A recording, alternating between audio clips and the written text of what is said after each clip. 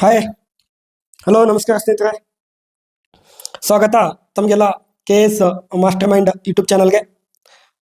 ತಾವೆಲ್ಲ ಚೆನ್ನಾಗಿದ್ದೀರ ಅಂತೇಳಿ ಭಾವಿಸ್ತೇನೆ. ಹಾಗೂ ಹಿಂದಿನ ತರಗತಿಯಿಂದ ಕೂಡ ನಾವು ಇತಿಹಾಸದ ಒಂದು 360 ಆಂಗಲ್ ಏನಪ್ಪ ಅಂದರೆ ವಿಶ್ಲೇಷಣೆಯನ್ನು ಮಾಡ್ತಾ ಬರ್ತಿದ್ದೀವಿ.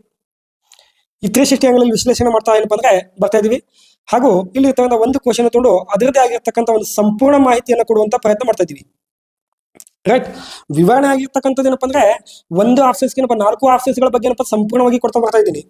ಸೊ ಇದನ್ನ ಯೂಸ್ ಮಾಡ್ಕೋಬೇಕು ಅಂತ ಹೇಳ್ತಾ ಇದ್ದಾಗ ಮತ್ತು ತಮಗೆಲ್ಲ KS ಮಾಸ್ಟರ್ ಮೈಂಡ್ ಯೂಟ್ಯೂಬ್ ಚಾನಲ್ಗೆ ಮತ್ತೊಮ್ಮೆ ಸ್ವಾಗತ ಅಂತ ಕೋರ್ತಾ ಮತ್ತು ಈ ಒಂದು ಕ್ಲಾಸ್ ಅನ್ನ ಲೈಕ್ ಮಾಡಿ ಮತ್ತೆ ನಿಮ್ಮ ಫ್ರೆಂಡ್ಸ್ಗಳಿಗೆ ಕೂಡ ಶೇರ್ ಮಾಡ್ಕೊಳ್ಳಿ. ಯಾಕಂದ್ರೆ ಅತಿ ಹೆಚ್ಚು ಏನಪ್ಪ ಅಂದ್ರೆ ಮನೆಯಲ್ಲಿ ಕೂತಿರ್ತಕ್ಕಂಥ ಎಲ್ಲರೂ ಕೂಡ ಯೂಸ್ ಮಾಡ್ಕೋಬೇಕಂತ ನಮ್ಮ ಆಸೆ. ಕ್ಲಿಯರಾ? ಓಕೆ, ಹಾಗಾದ್ರೆ ತಡ ಮಾಡಿದೆ ನೆಕ್ಸ್ಟ್ ಕ್ವಶನ್ ಬಂದ್ಬಿಡೋಣ. ಓಕೆ, ನೋಡ್ರಿ, ಗೊತ್ತಿರಬೇಕು 12ನೇ ಪಾರ್ಟ್ ನಡೆದದ. ಸೊ ನೀವು ಸವಿಸ್ತಾರವಾಗಿ 1ನೇ ಪಾರ್ಟ್ನಿಂದ ಕೇಳ್ಕೊತಾ ಬಂದ್ರೆ ಎಲ್ಲವನ್ನ ಮಾಹಿತಿಯನ್ನು ಸಿಗ್ತದೆ. ಸೊ ಏನ್ ಕೊಡ್ಬೇಕು ಅಂತಾನು ನಾವೇನ್ ಮಾಡ್ತಾ ಇದೀವಿ, ಒಂದು ಕ್ವಶನ್ ತೆಗೆದುಕೊಂಡು ಯಾವ ರೀತಿ ಕೇಳ್ತಿದ್ದಾನ ಅಂತ ಅನ್ಕೊಂಡು ಅದ್ರದ್ದು ಬೇಸ್ ಮೇಲೆ ಕ್ವಶನ್ ಆನ್ಸರ್ ಕೊಡ್ತಾ ಇದೀವಿ ಮತ್ತೆ ಕಾಂಟೆಂಟ್ ಕೊಡ್ತಾ ಇದೀವಿ. ರೈಟ್, ಸುಮ್ಮನೆ ಹುಚ್ಚುಚ್ಚಾಗಿ ಓದ್ಕೊಳ್ತಾ ಹೋಗ್ಬೇಡ್ರಿ. ಏನ್ ಕೇಳಬೇಕು ಏನ್ ಓದ್ಬೇಕು ಅನ್ನೋದು ಗೊತ್ತಿರ್ಬೇಕು ಮೊದಲು ಈ ಫೀಲ್ಡ್ ಅಲ್ಲಿ, ಅದನ್ನೇ ಕೊಡ್ತಾ ಇದೀವಿ. ಸೊ ಸ್ವಲ್ಪ ಯೂಸ್ ಮಾಡ್ಕೊರಿ ಮತ್ತೆ ಇರ್ತಕ್ಕಂಥ ಎಲ್ಲ ಕಡೆಗೆ ಶೇರ್ ಮಾಡ್ಕೊರಿ. ಓಕೆ, ನೋಡೋಣ, ನೇರವಾಗಿ ಕ್ವಶನ್ ಹೋಗೋಣ. ಓಕೆ, ನೋಡಿ, ಕ್ವಶನ್ ಕೊಟ್ಟಣ ಅಂತ ಕೇಳಿದಾಗ ನೋಡ್ರಿ, ಯಾವ ಭಾರತೀಯ ರಾಷ್ಟ್ರೀಯ ಕಾಂಗ್ರೆಸ್ ಅಧಿವೇಶನ ಅಂದ್ರೆ INC ಅಂತದ್ದು. INC ಯಾಕಪ್ಪ ಅಂತ ಅತಿ ಹೆಚ್ಚು ಕೇಳ್ತಿರ್ತಾನೆ ಕ್ವಶನ್ಸ್ಗಳು. ಓಕೆನಾ? INC ಅಧಿವೇಶನದಲ್ಲಿ ಹಕ್ಕುಗಳ ನಿರ್ಣಯವನ್ನು ಅಥವಾ ಮೂಲಭೂತ ಹಕ್ಕುಗಳ ನಿರ್ಣಯವನ್ನು ಕೈಗೊಂಡರು ಅಂತೇಳಿ ಕೇಳಿದ್ದಾರೆ. ಸೊ ಗೊತ್ತಿರ್ಬೇಕು, ಈ ನಮ್ಮ ಸಂವಿಧಾನದಲ್ಲಿ ಬರ್ತಕ್ಕಂಥ ಏನು ಮೂಲಭೂತ ಹಕ್ಕುಗಳು ಇರ್ತಾವಲ್ಲ, ಸೊ ಈ ಮೂಲಭೂತ ಹಕ್ಕುಗಳ ಬಗ್ಗೆ ಎಲ್ಲಪ್ಪ ಅಂತ ಮೊಟ್ಟ ಮೊದಲ ಬಾರಿ ಇಲ್ಲಿ ಕೂಡ ಏನಪ್ಪ ನಿರ್ಣಯವನ್ನು ಇಟ್ಟಿದ್ದಾರೆ. ಎಲ್ಲಿ ಅಂತ ಕೇಳಿದಾಗ ಒಂದು INC ಅಧಿವೇಶನದಲ್ಲಿ ಇಟ್ಟಿದ್ರು, ಅದನ್ನ ಹೇಳ್ತಾ ಹೋಗ್ತೀನಿ. ಇಲ್ಲಿ ನೀವೆಲ್ಲ ನೋಡಿರ್ತೀವಿ ಸಂವಿಧಾನದ ಅವಧಿಗಳು ಏನಪ್ಪಾ ಅಂತ ಕೇಳಿದಾಗ ಹಲವಾರು ಕಡೆ ಏನಪ್ಪ ಸಂವಿಧಾನ ಒಂದು ಮೂಲಭೂತ ಹಕ್ಕುಗಳ ಬಗ್ಗೆ ಏನಪ್ಪ ಓದ್ತಾ ಇರ್ತೀರಿ. ಇದು ಸಂವಿಧಾನದಲ್ಲಿ ನೀವು ನೋಡ್ತಾ ಇರ್ತೀರಿ. ಅದ್ರ ಬಗ್ಗೆ ಕೂಡ ಮುಂದಿನ ದಿನ ಚರ್ಚೆಯನ್ನ ಕೈಗೊಳ್ಳೋಣ ಅಂತ ಈ ಮೂಲಭೂತ ಹಕ್ಕುಗಳ ಬಗ್ಗೆ ಮೊಟ್ಟ ಮೊದಲ ಬಾರಿ ಎಲ್ಲಿ ಉಲ್ಲೇಖ ಇಟ್ಟರು ಅಂತ ಕೇಳಿದಾಗ ಇಲ್ಲಿ ಒಂದು ಅಧಿವೇಶನ ಅಂತ ಕೊಟ್ಟಾರೆ. ಸೊ ಇಲ್ಲಿ ನೋಡಿದ ಆಪ್ಷನ್ಸ್ಗಳು ಒಂದು ಹರಿಪುರ ಅಧಿವೇಶನ ಅಂತ ಕೊಟ್ಟಾರ. ಸೊ ಎರಡನೇದು ಲಕ್ನೋ ಅಧಿವೇಶನ ಅಂತ ಕೊಟ್ಟಾರ. ಸೊ ಮೂರನೇದು ಗಯಾದ ಅಧಿವೇಶನ ಅಂತ ಕೊಟ್ಟಾರ. ಸೊ ನಾಲ್ಕನೇದು ಕರಾಚಿ ಅಧಿವೇಶನ ಅಂತ ಕೊಟ್ಟಾರ. ನೋಡಿ, ಆನ್ಸರ್ ಮಾಡಿ ನೋಡೋಣ. ನೋಡಿ, ಆನ್ಸರ್ ಹೇಳಿದ್ರೆ ಅಂತ ಹೇಳ್ಕೊಡ್ತೀನಿ. ಇಲ್ಲಿ ಏನಪ್ಪಾ ಅಂದ್ರೆ ಏನಾಗ್ತದ ಆನ್ಸರ್ ಕೇಳ್ತಾ ಕರಾಚಿ ಅಧಿವೇಶನ ಅಂತ ಆಗ್ತದೆ. ಯಾವ ಅಧಿವೇಶನ ಅಂತ ಕೇಳ್ತಾ ಕರಾಚಿ ಅಧಿವೇಶನ ಅಂತ ಆಗ್ತದ.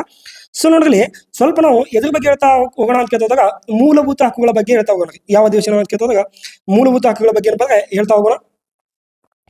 ಸೊ ಮೂಲಭೂತ ಹಕ್ಕುಗಳ ಬಗ್ಗೆ ಸ್ವಲ್ಪ ನೋಡೋಣ ಇದ್ರ ಬಗ್ಗೆ. ಯಾಕಂದ್ರೆ ಇದು ನೀವು ಎಲ್ಲಪ್ಪ ಅಂತ ಕೇಳಿದಾಗ ಇದರಲ್ಲಿ ಸಂವಿಧಾನದಲ್ಲಿ ನೋಡ್ತಾ ಇರ್ತೀವಿ. ಸೊ ಸ್ವಲ್ಪ ನೋಡೋಣ ಇಲ್ಲಿ ಏನಪ್ಪಾ ಅಂತ ಕೇಳ್ತಾ ಮೂಲಭೂತ ಹಕ್ಕುಗಳು ಅಂತ ಬಂದಾಗ ನೋಡ್ರಿ, ಓಕೆ, ಗೊತ್ತಿರಬೇಕು. ಈ ಮೂಲಭೂತ ಹಕ್ಕುಗಳೇನಪ್ಪ ಅಂತ ಕೇಳಿದ್ರೆ ಯಾವ ದೇಶದಿಂದ ಅಂತ ಕೇಳಿದಾಗ ಅಮೆರಿಕ ದೇಶದಿಂದ. ಯಾವ ದೇಶ ಅಂತ ಕೇಳಿದ್ರೆ ಅಮೆರಿಕ ದೇಶದಿಂದ ಏನ್ ಮಾಡ್ಯಾರ ಅಂತ ಕೇಳಿದ್ರೆ ದೇಶದಿಂದ ಎರವಲು ಪಡೆದಿದ್ದಾರೆ. ಅಮೆರಿಕ ದೇಶದಿಂದ ಎರವಲು ಪಡೆದಿದ್ದಾರೆ. ಯಾವುದು ಅಂತ ಕೇಳಿದ್ರೆ ಇದನ್ನ. ಸೊ ಗೊತ್ತಿರಬೇಕು. ಇದಕ್ಕೆ ಏನ್ ಕರೀತಾರ ಅಂತ ಕೇಳಿದಾಗ ಇದಕ್ಕೆ ಇನ್ನೊಂದು ಹೆಸರಪ್ಪ ಅಂದ್ರೆ ಬಿಲ್ ಆಫ್ ರೈಟ್ಸ್ ಅಂತ ಕೂಡ ಕರೀತಾರೆ. ಇದಕ್ಕೆ ಗೊತ್ತಿರಬೇಕು ಏನ್ ಕರೀತಾರೆ ಅಂತ ಕೇಳಿದ್ರೆ ಬಿಲ್ ಆಫ್ ರೈಟ್ಸ್ ಅಂತ ಕೂಡ ಏನಪ್ಪ ಇದನ್ನ ಕರೀತಾರೆ ಅಂತ ಕೇಳ್ತೀವಿ. ಸೊ ಇನ್ನೊಂದು ಗೊತ್ತಿರಬೇಕು, ಮೂಲಭೂತ ಹಕ್ಕುಗಳ ಸಲಹಾ ಸಮಿತಿ ಅಧ್ಯಕ್ಷರು ಯಾರಾಗಿದ್ರು ಅಂತ ಕೇಳಿದಾಗ ಸಲಹಾ ಸಮಿತಿಯ ಒಂದು ಅಧ್ಯಕ್ಷರು ಯಾಪ ಅಂತ ಕೇಳಿದಾಗ ಸಮಿತಿಯ ಅಧ್ಯಕ್ಷರು ಅಂತ ಬಂದ್ಬಿಟ್ರೆ, ಮೂಲಭೂತ ಸಲಹಾ ಸಮಿತಿಯ ಅಧ್ಯಕ್ಷರು ಅಂತ ಬಂದ್ಬಿಟ್ರೆ ಸರ್ದಾರ್ ವಲ್ಲಭಭಾಯಿ ಪಟೇಲ್ ಅಂತ ಬರ್ತಾರೆ. ಸರ್ದಾರ್ ವಲ್ಲಭಭಾಯಿ ಪಟೇಲ್ ಅಂತೇಳಿ ಹೇಳ್ತೀವಿ. ಸರ್ದಾರ್ ವಲ್ಲಭಭಾಯಿ ಪಟೇಲ್ ಅಂತ ಇರ್ತಾರೆ. ಓಕೆ, ಗೊತ್ತಿರಬೇಕು. ಮೂಲಭೂತ ಹಕ್ಕುಗಳ ಉಪಸಮಿತಿಯ ಅಧ್ಯಕ್ಷ ಯಾಪ ಅಂತ ಕೇಳಿದಾಗ ಮೂಲಭೂತ ಹಕ್ಕುಗಳ ಉಪಸಮಿತಿಯ ಅಧ್ಯಕ್ಷತೆ ಯಾಪ ಅಂತ ಕೇಳಿದ್ರೆ ಉಪಾಧ್ಯಕ್ಷ ಅಂತ ಕೇಳ್ತೀವಲ್ಲ ನಾವು. ಆಯ್ತಾ? ಉಪಸಮಿತಿಯ ಅಧ್ಯಕ್ಷ ಯಾರಪ್ಪ ಅಂತ ಕೇಳಿದ್ರೆ ಉಪಸಮಿತಿಯ ಅಧ್ಯಕ್ಷ ಯಾರಿದ್ರು ಅಂತ ಕೇಳಿದಾಗ ಅಧ್ಯಕ್ಷರು ಅಂತ ಬಂದಾಗ ಗೊತ್ತಿರಬೇಕು, JB ಕೃಪಲಾನಿ ಅಂತ ಬರ್ತಾರೆ. ಯಾವ ಕೃಪಲಾನಿ? JB ಕೃಪಲಾನಿ ಅಂತ ಬರ್ತಾರೆ. ವೆರಿ ವೆರಿ ಇಂಪಾರ್ಟೆಂಟ್, ನೆನಪಿರಬೇಕು. ಹಾಗಾದ್ರೆ ಇನ್ನೊಂದು ಗೊತ್ತಿರಬೇಕು, ಮೂಲಭೂತ ಹಕ್ಕವನ್ನ ಏನ್ ಕರೀತಾರಪ್ಪ ಅಂತ ಕೇಳಿದಾಗ ಮೂಲಭೂತ ಹಕ್ಕುಗಳನ್ನ ಏನ್ ಕರೀತಾರೆ ಅಂತ ಕೇಳಿದ್ರೆ ಮೂಲಭೂತ ಹಕ್ಕುಗಳನ್ನ ಮ್ಯಾಗ್ನಾ ಕಾರ್ಟಾ ಅಂತ ಕರೀತಾರೆ. ಯಾವ ಮ್ಯಾಗ್ನಾ ಕಾರ್ಟಾ ಅಂತ ಕೇಳಿದಾಗ ಸಂವಿಧಾನದ ಮ್ಯಾಗ್ನಾ ಕಾರ್ಟಾ ಅಂತ ಕರೀತಾರೆ. ಸರ್, ಯಾವ ಮ್ಯಾಗ್ನಾ ಕಾರ್ಟಾ? ಸಂವಿಧಾನದ ಮ್ಯಾಗ್ನಾ ಕಾರ್ಟಾ ಅಂತ ಕೂಡ ಕರೀತಾರೆ. ಮ್ಯಾಗ್ನಾ ಕಾರ್ಟಾ ಅಂತ ಕೂಡ ಕೇಳ್ತಾರೆ. ಸರ್, ಮ್ಯಾಗ್ನಾ ಕಾರ್ಟ್ ಅಂದ್ರೆ ಏನಪ್ಪಾ ಅಂತ ಕೇಳ್ತದ ಗೊತ್ತಿರ್ಬೇಕು. ನೀವೆಲ್ಲ ನೋಡಿ ಮ್ಯಾಗ್ನಾ ಕಾರ್ಟಾ ಅಂತ ವ್ಯಕ್ತಿ ಏನಪ್ಪಾ ಅಂದ್ರೆ ಇಲ್ಲಿ ಒಬ್ಬ ರಾಜ ಏನ್ ಮಾಡ್ತಾನ ಆ ಪ್ರದೇಶದಲ್ಲಿ ಒಂದಿಷ್ಟು ಸಲಹೆ ಕೊಡ್ತಾನ ಅಂತ ಕೇಳಿರಿ. ಹಾಗಾದ್ರೆ ನಿಜವಾಗಿ ಗೊತ್ತಿರ್ಬೇಕು, ಮ್ಯಾಗ್ನಾ ಕಾರ್ಟಾ ಅಂದ್ರೆ ಗೊತ್ತಿರ್ಬೇಕು, ಒಂದು ವಿಷಯವು ಅಥವಾ ಒಂದು ದಾಖಲೆಯು ಒಂದು ವಿಷಯವು ಲಿಖಿತ ರೂಪದಲ್ಲಿ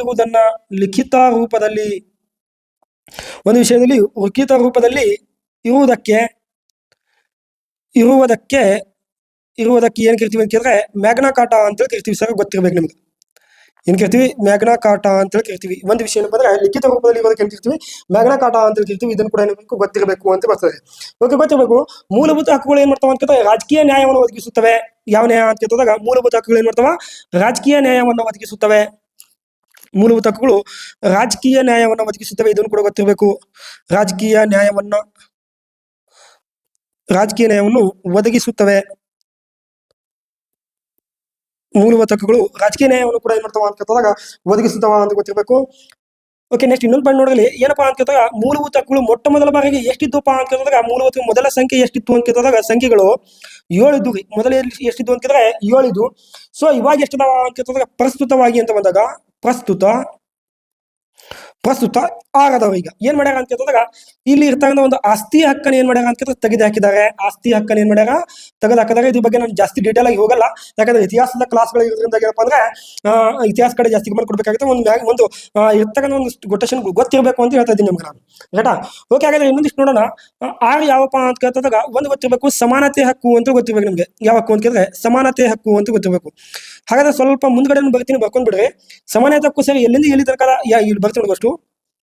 ಸಮಾನತೆ ಹಕ್ಕು ಸ್ವತಂತ್ರದ ಹಕ್ಕು ಇರ್ತದ, ಸ್ವತಂತ್ರದ ಹಕ್ಕು ಅಂತ ಇರ್ತದೆ. ಸೊ ಮೂರನೇದು ಏನಪ್ಪಾ ಅಂತಂದ್ರೆ ಶೋಷಣೆ ವಿರುದ್ಧದ ಹಕ್ಕು, ಶೋಷಣೆ ವಿರುದ್ಧದ ಹಕ್ಕು, ಶೋಷಣೆ ವಿರುದ್ಧದ ಹಕ್ಕು ಅಂತ ಇರ್ತದ. ಸೊ ನಾಲ್ಕನೇದು ಏನಿರ್ತದ ಅಂತ ಕೇಳಿದಾಗ ಧಾರ್ಮಿಕ ಸ್ವತಂತ್ರದ ಹಕ್ಕು, ಧಾರ್ಮಿಕ ಸ್ವತಂತ್ರದ ಹಕ್ಕು ಅಂತ ಇರ್ತದೆ. ಧಾರ್ಮಿಕ ಸ್ವತಂತ್ರದ ಹಕ್ಕು ಅಂತ ಇರ್ತದ. ಓಕೆ, ಹಾಗಾದ್ರೆ ಐದನೇದು ಏನಪ್ಪಾ ಅಂತ ಕೇಳಿದ್ರೆ ಶೈಕ್ಷಣಿಕ ಮತ್ತು ಸಾಂಸ್ಕೃತಿಕ ಹಕ್ಕು ಅಂತ ಇರ್ತದೆ. ಶೈಕ್ಷಣಿಕ ಮತ್ತು ಇವೆಲ್ಲ ಬರ್ಕೋಬೇಕು ನೀವು, ಇಲ್ಲಾಂದ್ರೆ ಯೂಸ್ ಆಗಲ್ಲ. ಬರ್ಕೊಂಡ್ರೆ ಚೆನ್ನಾಗಿರ್ತದೆ. ಸಾಂಸ್ಕೃತಿಕ ಹಕ್ಕು ಅಂತ ಇರ್ತದೆ. ಸೊ 6ನೇ ದಿನ ಏನಿರ್ತದೆ ಅಂತ ಕೇಳಿದ್ರೆ ಸಂವಿಧಾನದ ಪರಿಹಾರದ ಹಕ್ಕು ಅಂತ ಕೇಳ್ತಾರೆ. ಯಾವ ಹಕ್ಕು ಅಂತ ಕೇಳಿದ್ರೆ ಸಂವಿಧಾನದ ಪರಿಹಾರದ ಹಕ್ಕು. ಇದಕ್ಕೆ ಏನ್ ಕೇಳ್ತಾರೆ ಆತ್ಮ ಅಂತ ಕೂಡ ಕರೀತಾರೆ. ಪರಿಹಾರದ ಹಕ್ಕು ಅಂತ ಹೇಳಿ ಮಾಡ್ತಾರೆ, ಇದು ಕರೀತಾರ. ಸೊ ಇಲ್ಲಿ ಇದ್ರ ಬಗ್ಗೆ ಇದು ಬರ್ತದೆ. ಇಲ್ಲಿ ಇನ್ನೊಂದು ಏಳನೇದೇನು ಆಸ್ತಿ ಹಕ್ಕು ಅಂತ ಇರ್ತದ. ಬಟ್ ಈ ಆಸ್ತಿ ಹಕ್ಕು ಏನ್ ಮಾಡ್ಯಾರ ಅಂತ ಕೇಳಿದಾಗ ಇದನ್ನ ಆಸ್ತಿ ಹಕ್ಕು ಏನೈತಲ್ಲ ಇದು ಏನಪ್ಪ ಅಂದ್ರೆ 31 ಹೇಳ್ತಿತ್ತು, ಇದಕ್ಕೆ ತೆಗೆದು ಬಿಟ್ಟಾರ ಈಗ. ಓಕೆ, ಇಲ್ಲಿ ಸ್ವಲ್ಪ ಗೊತ್ತಿರ್ಬೇಕು ಏನಪ್ಪಾ ಅಂತ ಕೇಳಿದಾಗ ಸಂವಿಧಾನದ ಹಕ್ಕು ಅಂತ ಬಂದಾಗ ಸಮಾನತೆ ಹಕ್ಕು ಅಂತ ಬಂದಾಗ 14ರಿಂದ 18ನೇ ವಿಧಿವರೆಗೆ 14ರಿಂದ 18ರವರೆಗೆ ಹೇಳ್ತದ. ಸೊ ಇದೇನಪ್ಪ ಅಂದ್ರೆ 19ರಿಂದ 22ರವರೆಗೆ ಹೇಳ್ತದೆ ಯಾವುದು ಸ್ವತಂತ್ರದ ಹಕ್ಕು. ಓಕೆ, 19ರಿಂದ 22 ತನಕ ಹೇಳ್ತದ. ಸೊ ಶೋಷಣೆ ವಿರುದ್ಧ ಹಕ್ಕು ಏನಪ್ಪಾ ಅಂತ ಕೇಳಿದಾಗ 23ರಿಂದ 24 ಹೇಳ್ತದೆ. 23ರಿಂದ ಹಿಡಿದು 24 ತನಕ ಹೇಳ್ತದ. ಸೊ ನೆಕ್ಸ್ಟ್ ಧಾರ್ಮಿಕ ಸ್ವತಂತ್ರದ ಹಕ್ಕು ಅಂತ ಬಂದಾಗ 25ರಿಂದ ಹಿಡಿದು ಹೇಳ್ತದೆ. ಎಷ್ಟು ತನಕ ಹೇಳ್ತದ ಅಂತ ಕೇಳಿದ್ರೆ 28 ತನಕ ಹೇಳ್ತದೆ. ಸೊ ನೆಕ್ಸ್ಟ್ ಇಲ್ಲಿ ಶೈಕ್ಷಣಿಕ ಸಾಂಸ್ಕೃತಿಕ ಹಕ್ಕು ಏನಂತಲ್ಲ, ಇದಕ್ಕೆ ಇನ್ನೊಂದು ಏನ್ ಕೇಳ್ತಾರೆ ಅಲ್ಪಸಂಖ್ಯಾತರ ಹಕ್ಕು ಅಂತ ಕೂಡ ಕರೀತಾರೆ. ನೋಡಿ, ಇದಕ್ಕೆ ಇನ್ನೊಂದು ಗೊತ್ತಿರ್ಬೇಕು, ಅಲ್ಪಸಂಖ್ಯಾತರ ಹಕ್ಕು. ಅಲ್ಪಸಂಖ್ಯಾತರ ಹಕ್ಕು ಅಂತ ಕೂಡ ಏನ್ ಮಾಡ್ತಾರೆ ಅದಕ್ಕೆ ಕರೆಯುತ್ತಾರೆ. ಕ್ಲಿಯರ್ ಆಗಿ ಗೊತ್ತಿರ್ಬೇಕು. ಇಲ್ಲಿ 29ರಿಂದ 30 ತನಕ ಇರ್ತದೆ. 29ರಿಂದ 30 ಇರ್ತದೆ. ಇನ್ನು 31ನೇ ಏನಿತ್ತು ಅಂತ ಆಸ್ತಿ ಹಕ್ಕಿತ್ತು. ಸೊ ಅದು ಆಸ್ತಿ ಹಕ್ಕ ತೆಗೆದು ಹಾಕಿದ್ದಾರೆ. ಇದು ಸಂವಿಧಾನ ಪರಿಹಾರ ಏನಪ್ಪ ಅಂದ್ರೆ ಇದಕ್ಕೆ 32ನೇದು. ಇದಕ್ಕೇನಪ್ಪಾ ಅಂತಂದ್ರೆ ಇದಕ್ಕೆ ಮೂಲಭೂತ ಹಕ್ಕುಗಳ ಒಂದು ಆತ್ಮ ಅಂತ ಕೂಡ ಏನಪ್ಪ ಅಂದ್ರೆ ಇದಕ್ಕೆ ಕರೀತಾರ ಅಂತ ಕೂಡ ಏನಪ್ಪ ಅಂದ್ರೆ ಹೇಳ್ತಾರೆ. ಕ್ಲಿಯರ್ ಆಯ್ತಾ? ಓಕೆ, ಏನಪ್ಪ ಅಂದ್ರೆ ಮೂಲಭೂತ ಹಕ್ಕುಗಳ ಒಂದಿಷ್ಟು ಇರ್ತಕ್ಕಂಥ ಮಾಹಿತಿ, ಸಣ್ಣ ಮಾಹಿತಿ ಇದನ್ನ ಇನ್ನ ಬಹಳ ಐತಿ ಇದ್ರ ಬಗ್ಗೆ. ಸೊ ಸಂವಿಧಾನವನ್ನ ಅಧ್ಯಯನ ಮಾಡ್ತಿರ್ಬೇಕಾದ್ರೆ ಅವಾಗ ಇದ್ರ ಬಗ್ಗೆ ಡಿಸ್ಕಷನ್ ಮಾಡ್ಕೊಡ್ತೀನಿ ನಾನು. ಪ್ರತಿಯೊಂದರ ಬಗ್ಗೆ, ಸಮಾನತೆ ಬಗ್ಗೆ, ಸ್ವತಂತ್ರ ಎಲ್ಲದ್ರ ಬಗ್ಗೆ ಮಾಡ್ಕೊಡ್ತೀನಿ. ಹಾಗಾದ್ರೆ ನಮ್ಮ ಅನ್ಸರ್ಕ್ ಬರೋಣ, ನಮ್ಮ ಕ್ವಶನ್ ಅನ್ಸರ್ಕ. ಓಕೆ, ನೋಡಲಿ ಕರಾಚಿ ಅಧಿವೇಶನ ಅಂತ ಬಂದಾಗ ಸರಿ ಅಧಿವೇಶನವನ್ನು ಯಾವಾಗ ನಡೆದಿತ್ತಪ್ಪ ಅಂತ ಕೇಳ್ತದಾಗ ನೋಡಲಿ ಈ ಅಧಿವೇಶನ ನಡೆದಿದ್ದು ಯಾವಾಗಪ್ಪ ಅಂತ ಕೇಳಿದ್ರೆ 1931ರಲ್ಲಿ ನಡೆದಿತ್ತು. ಎಷ್ಟರಲ್ಲಿ 1931ರಲ್ಲಿ ಎಲ್ಲಿ ನಡೆದಿತ್ತಪ್ಪ ಅಂತ ಕೇಳಿದಾಗ ಕರಾಚಿಯಲ್ಲಿ ನಡೆದಿತ್ತು. ಎಲ್ಲಿ ಅಂತ ಕೇಳಿದ್ರೆ ಕರಾಚಿಯಲ್ಲಿ ನಡೆದಿತ್ತು, ಇದನ್ನ ನಡೆದಿತ್ತು ಅಂತ ಹೇಳ್ತಾರೆ. ರೈಟ್ರಿ? ಹಾಗಾದ್ರೆ ಗೊತ್ತಿರ್ಬೇಕು ಇದರ ಒಂದು ಅಧ್ಯಕ್ಷತೆ ಯಾರಿದ್ರಪ್ಪ ಅಂತ ಕೇಳಿದಾಗ ಅಧ್ಯಕ್ಷತೆ ಅಂತ ಬಂದಾಗ ಅಧ್ಯಕ್ಷರು ಅಂತ ಬಂದಾಗ ಯಾಕಂದ್ರೆ SV ಪಟೇಲ್ ಅಂತ ಬರ್ತಾರೆ. ಅಂದ್ರೆ ಸರ್ದಾರ್ ವಲ್ಲಭಭಾಯಿ ಪಟೇಲ್ ಅಂತ ಬರ್ತಾರೆ ಇಲ್ಲಿ. ರೈಟ್ರಿ? ಯಾಕಪ್ಪ ಅಂತ ಕೇಳಿದ್ರೆ ಪಟೇಲರು. ಸೊ ಇದ್ರ ಬಗ್ಗೆ ಇಟ್ಟವರು ಕೂಡ ಯಾರಪ್ಪ ಅಂತ ಕೇಳಿದಾಗ ಪಟೇಲರೇ. ಸೊ ಮೂಲಭೂತ ನಿರ್ಣಯಗಳನ್ನ ಇಟ್ಟವರು ಕೂಡ ಏನಪ್ಪಾ ಅಂದ್ರೆ ಮೂಲಭೂತ ನಿರ್ಣಯಗಳನ್ನ ಇಟ್ಟವರು ಕೂಡ ಯಾರಪ್ಪ ಅಂತ ಕೇಳಿದ್ರೆ ಮೂಲಭೂತ ನಿರ್ಣಯಗಳು ಇಟ್ಟವರು ಕೂಡ SV ಪಟೇಲರೇ.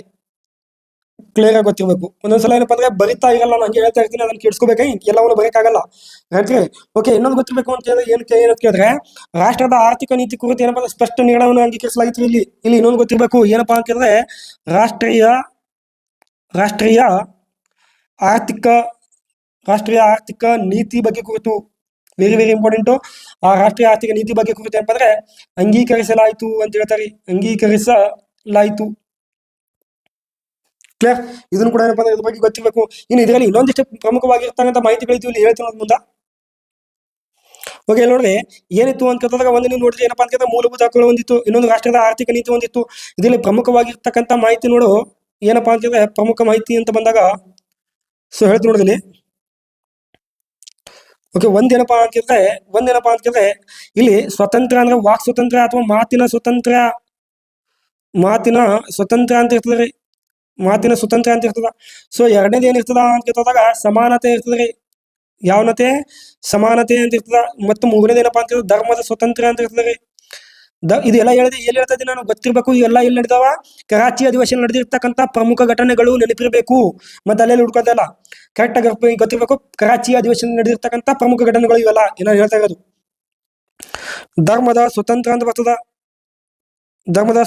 ಬರ್ತದ. ರೈಟ್ ರೀ. ಓಕೆ, ನಾಲ್ಕನೇದು ಏನಪ್ಪಾ ಅಂತ ಸಂಘಟನೆ ಸ್ಥಾಪಿಸುವ ಹಕ್ಕು. ಸಂಘಟನೆ ಸ್ಥಾಪಿಸುವ ಹಕ್ಕು ಅಂತ ಬರ್ತದ.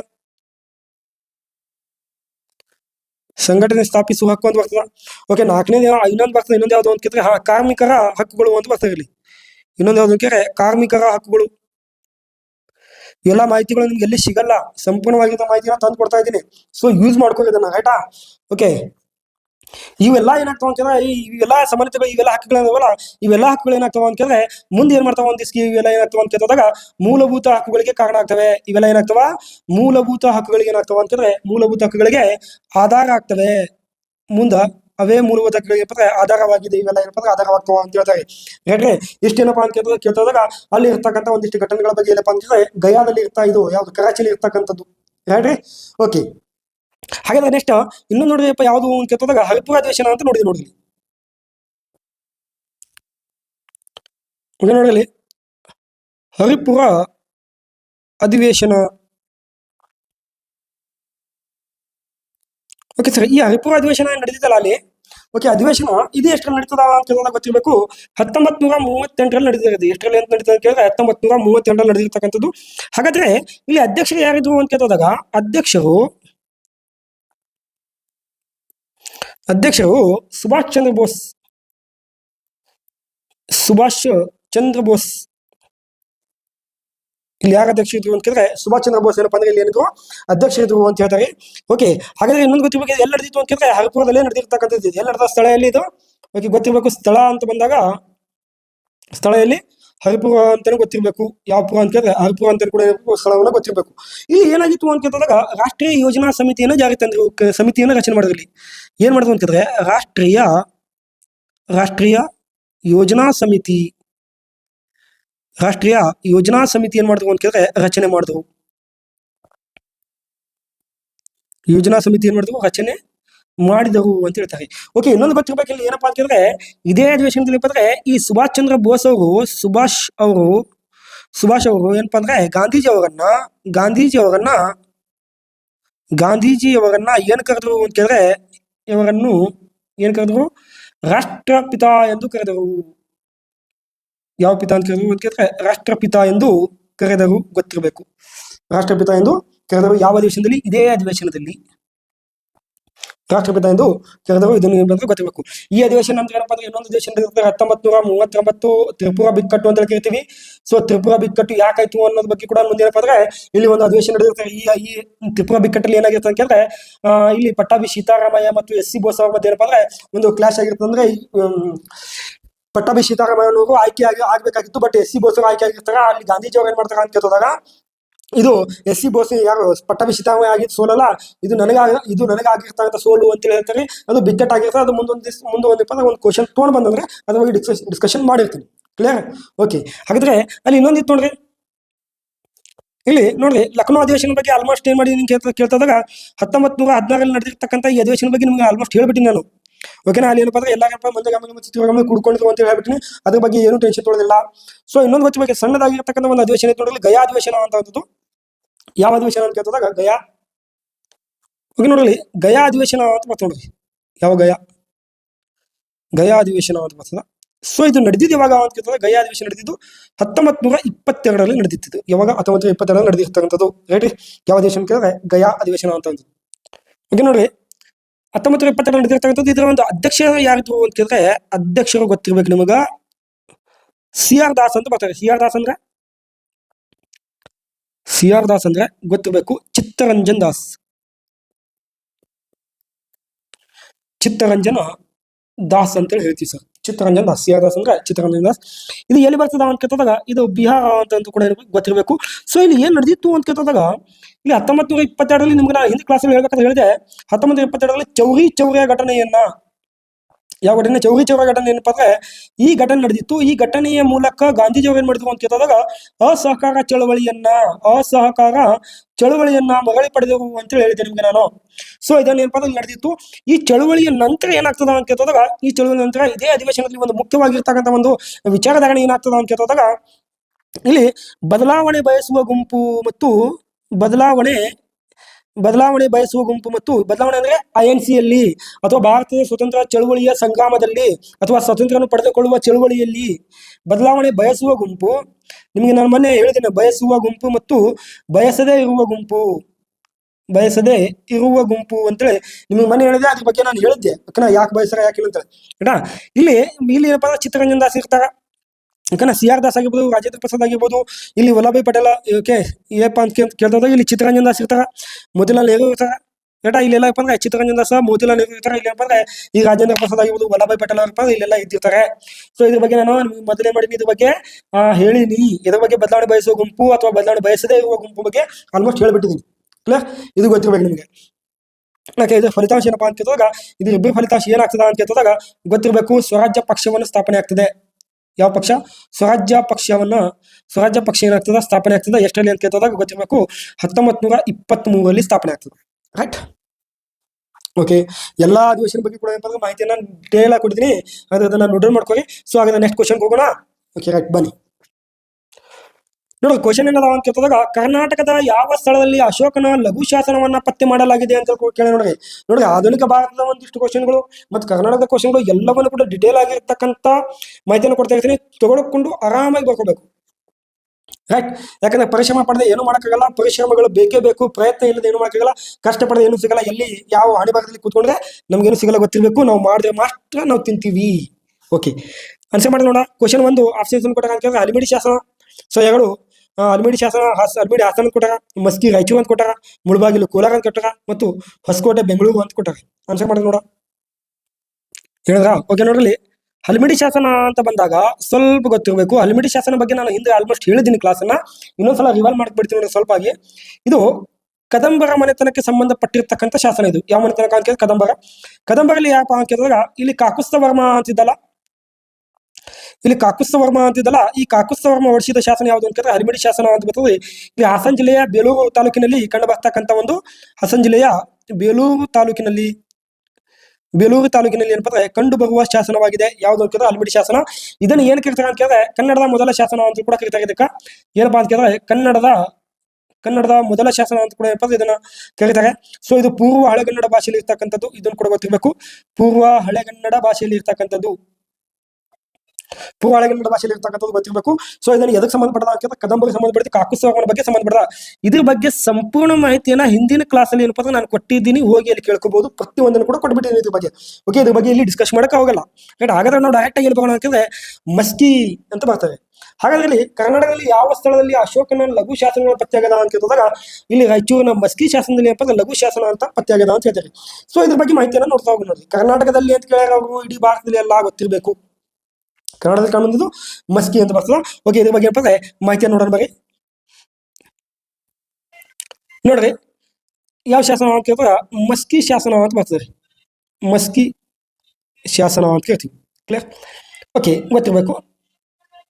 ಇದು ಎಲ್ಲಿ ಕಂಡು ಬಂದದ ಅಂತ ಕೇಳಿದಾಗ ಇದು ರಾಯಚೂರಿನಲ್ಲಿ ಕಂಡು ಬರ್ತಕ್ಕಂಥದ್ದು.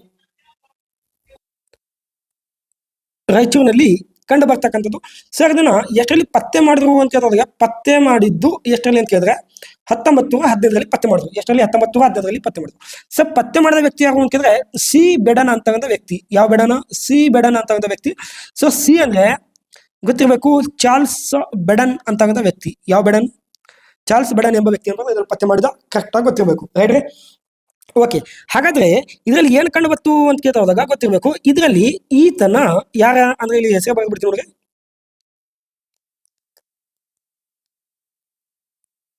ಇದರಲ್ಲಿ ಈತನ ಅಶೋಕನ ಹೆಸರು ಕಂಡು ಬಂದಿದ್ದು. ಅಶೋಕನ ಹೆಸರು ಕಂಡು ಬಂದ ಶಾಸನ ಇದು. ಹೆಸರು ಕಂಡು ಬಂದ ಶಾಸನ ಅಂತ ಬರ್ತದೆ. ಸೊ ಏನ್ ಕಂಡು ಬರ್ತದ ಅಂತ ಕೇಳಿದಾಗ ಗೊತ್ತಿರ್ಬೇಕು ನಿಮ್ಗ. ಏನ್ ಕಂಡು ಬರ್ತದ ಅಂತ ಕೇಳಿದ್ರೆ ದೇವನಾಂ ಪ್ರಿಯ ಪ್ರಿಯದರ್ಶಿ ದೇವನಾಂ ಪ್ರಿಯದರ್ಶಿನಿ ಅಶೋಕಸ್ ಅಥವಾ ಅಶೋಕ ರಾಜಸ್ ಅಂತೇಳಿ ಕಡೆ ಕರೀತಾರೆ ಕೆಲವೊಂದ್ ಕಡೆ. ಅಶೋಕ್ ರಾಜಸ್ ಅಂತೇಳಿ ಏನ್ ಮಾಡಿದ್ರೆ ಕಂಡು ಬಂದದ. ಏನ್ ಕಂಡು ಬಂದದ ಕೇಳಿದ್ರೆ ದೇವನಾಂ ಪ್ರಿಯದರ್ಶಿ ಅಶೋಕಸ್ ಅಥವಾ ಅಶೋಕ್ ರಾಜಸ್ ಅಂತೇಳಿ ಮಾಡಿದ ಅದು ಕಂಡು ಬಂದದ ಅಂತೇಳಿ ಗೊತ್ತಿರ್ಬೇಕು. ಹಾಗಾದರೆ ಇನ್ನೊಂದು ಗೊತ್ತಿರ್ಬೇಕು, ಇದನ್ನ ಓದಿದವರು ಅಂತ ಬಂದಾಗ ಈ ಶಾಸನವನ್ನ ಓದಿದವರು ಮೊಟ್ಟ ಮೊದಲ ಬಾರಿಗೆ ಈ ಹೆಸರನ್ನ ಓದಿದವರು ಅಂತ ಬಂದ್ರೆ ಯಾರಪ್ಪ ಅಂತ ಕೇಳಿದಾಗ ಶ್ರೀನಿವಾಸಾಚಾರ್ಯ ಎಂಬ ವ್ಯಕ್ತಿ. ಕ್ಲಿಯರ್ ಆಗಿ ಗೊತ್ತಿರ್ಬೇಕು. ಶ್ರೀನಿವಾಸಾಚಾರ್ಯ ಎಂಬ ವ್ಯಕ್ತಿ ಏನಪ್ಪ ಅಂದ್ರೆ ಇದನ್ನ ಓದಿದವರು ಅಂತ ಗೊತ್ತಿರ್ಬೇಕು. ಯಾವ ಚಾರ್ಯ? ಶ್ರೀನಿವಾಸಾಚಾರ್ಯ ಎಂಬ ವ್ಯಕ್ತಿ ಓದಿದರು ಅಂತ ಗೊತ್ತಿರ್ಬೇಕು. ಓಕೆ, ಇನ್ನೊಂದು ಗೊತ್ತಿರಲಿ ಏನಪ್ಪಾ ಅಂತ ಕೇಳಿದಾಗ ಇದೇ ಶಾಸನ ರೀತಿಯಲ್ಲಿ ಈತನ ಇನ್ನೊಂದಿಷ್ಟು ಏನಪ್ಪಾ ಅಂತ ಕೇಳಿದಾಗ ಇನ್ನೊಂದಿಷ್ಟು ಹೆಸರುಗಳು ಕಂಡು